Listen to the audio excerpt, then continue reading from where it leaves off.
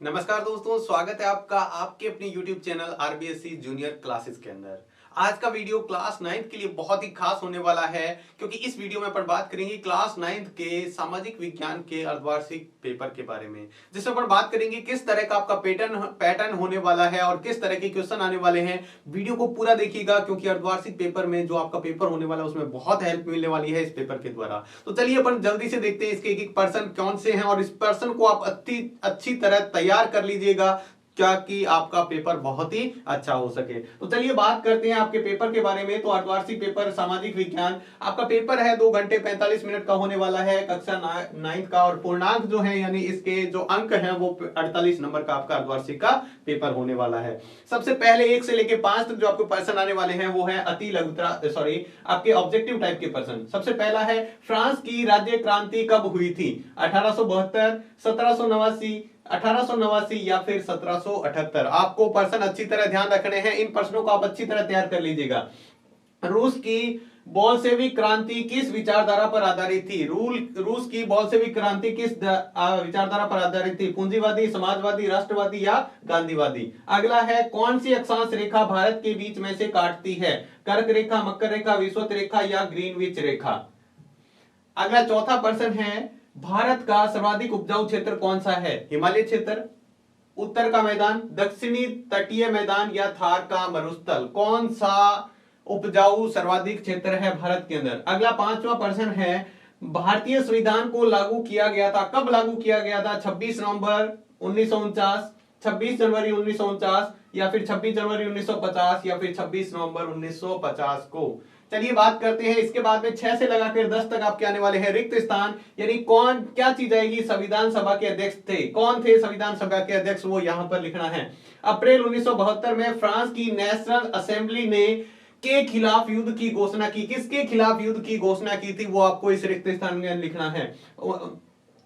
1914 में रूस में का शासन था। 1914 में रूस में किसका शासन था उसको यहां पर लिखना है। अगला 9वां प्रश्न है, 1980 में पोलैंड में पॉलिश यूनाइटेड वर्कर पार्टी का शासन था, जो कि एक पार्टी थी। कौन सी पार्टी थी वो यहां पर नाम लिखना है इसके अंदर। और अगला है, किसी भूमि पर एक वर्ष के दौरान एक से अधिक फसलें ली जाए तो उसे क्या कहते हैं, वो आपको इस खालिस्तान के अंदर लिखना है। इसके बाद में आपको सत्य और असत्य बताना है 11 से लेकर 15 तक।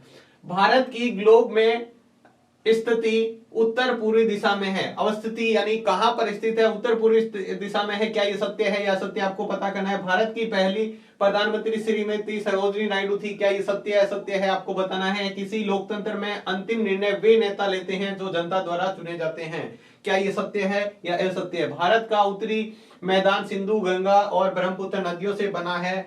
और लास्ट है, मार्क्स में पूंजीवादी के विरुद्ध समाजवाद की धारणा का प्रतिपादन किया। इनमें से ये बताने हैं सत्य हैं या असत्य। उसके बाद में अति लघुतरात्मक प्रश्न आएंगे आपके। अक्टूबर की क्रांति के दौरान रूस का शासक कौन था? भारत का देशांतरीय विस्तार कितना है आपको लिखना है। और भारत में कुल कितने राज्य हैं आपको अभी के टाइम के अनुसार आपके कितने राज्य हैं, या आपकी बुक के अनुसार जो आपको राज्य दिए गए हैं वो भी लिख सकते हैं। आप चाहे तो दोनों ऑप्शन में लिख सकते हैं कि अभी आपकी बुक के अनुसार इतने हैं और अभी प्रेजेंट में इतने हैं। भाबर क्या है ये आपको बताना है। और अंतिम प्रश्न है, समाजवादी राज्य की परिभाषा लिखो। ये आपके शॉर्ट टाइप क्वेश्चन थे। इसके बाद में आते हैं लॉन्ग टाइप, और वो है, सार्वभौमिक वयस्क मताधिकार से आप क्या समझते हैं। सार्वभौमिक वयस्क मताधिकार का मतलब क्या है आपको बताना है। इससे आप क्या समझते हैं वो आपको बताना है। फ्रांस की राज्य क्रांति के पीछे मुख्य विचार क्या था? फ्रांस की जो राज्य क्रांति हुई उसके पीछे क्या विचार था वो आपको लिखना है। रूस के इतिहास की खूनी रविवार की घटना किसे कहा जाता है? रूस के इतिहास में खूनी रविवार की घटना किसे कहा जाता है उसके बारे में आपको लिखना है। हमें संविधान की आवश्यकता क्यों होती है? हमें संविधान की आवश्यकता ही क्यों है, क्यों बनाया गया है, इसके बारे में आपको उत्तर लिखना है। और हिमालय का विस्तार लिखिए। हिमालय का विस्तार कैसे, कहां से कहां तक है उसको आपको लिखना है। और इसके बाद में 2 प्रश्न और है, दक्षिणी एशिया में भारत की अवस्थिति इतनी महत्वपूर्ण क्यों है? भारत की स्थिति एशिया के अंदर महत्वपूर्ण क्यों है? और आप कैसे कह सकते हैं कि आधुनिक तरीके से खेती करना भारतीय किसानों के लिए बहुत लाभदायक है? आप कैसे कह सकते हैं? अपने पॉइंट के बारे में आपको खुद के अपने विचार लिखने हैं इस प्रश्न के अंदर। चलिए बात करते हैं लॉन्ग टाइप के क्वेश्चन। वेरी लॉन्ग टाइप यानी जिसको निबंधात्मक प्रश्न कहते हैं। सबसे पहला है पालनपुर गांव में किस प्रकार की विविध फसलें उगाई जाती है, आपको इसके बारे में डिटेल में लिखना है। या फिर आप ये लिख सकते हैं एक व्यक्ति एक वोट एक कीमत में से आप क्या समझते हैं, विस्तार से वर्णन कीजिए। और साथ ही आपको उस देश का नाम बताइए जिसमें समान मताधिकार देने का मना कर दिया गया है।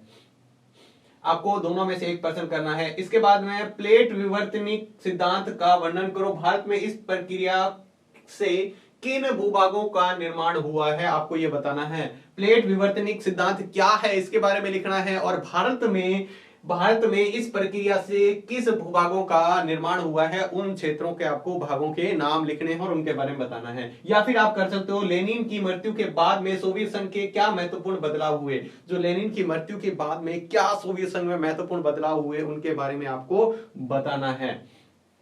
अगला प्रश्न है आपका फ्रांस के जैकोबियन सरकार के गिरने के कारणों का वर्णन करो। आपको फ्रांस के जैकोबियन जो सरकार थी उसके गिरने का क्या कारण था पूरे डिटेल में लिखना है। या फिर आप इसके अथवा में कर सकते हो ये अगर आप करना चाहते हो तो बेरोजगारी के प्रमुख कारणों का विस्तार पूर्वक वर्णन कीजिए। बेरोजगारी के प्रमुख क्या कारण है इसको आपको विस्तार से समझाना है।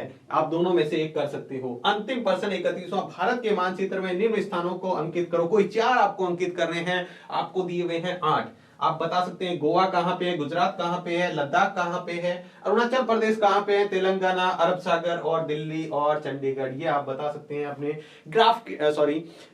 नक्शे के अंदर कहां पर स्थित है, उनको आपको मार्क करना है। तो ये है आपका सामाजिक का महत्वपूर्ण प्रश्नों का एक पेपर।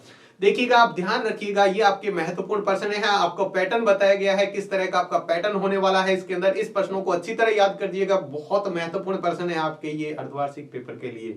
इन प्रश्नों को आप निश्चित तौर पे पहले याद करिएगा। और फिर से आपको कह देते हैं एक बात इंपॉर्टेंट ध्यान रखिएगा, सिर्फ आप इस प्रश्नों के भरोसे नहीं जाना है, आपको प्रश्न अच्छी तरह दूसरे भी पढ़ के जाना है अगर आपका टारगेट बड़ा है। ये आपके महत्वपूर्ण प्रश्न है, आपकी ज्यादा तैयारी नहीं है तो आप इन प्रश्नों को अच्छी तरह तैयार करके चले जाएं। निश्चित तौर पर आपको पेपर के अंदर बहुत ज्यादा फायदा होने वाला है।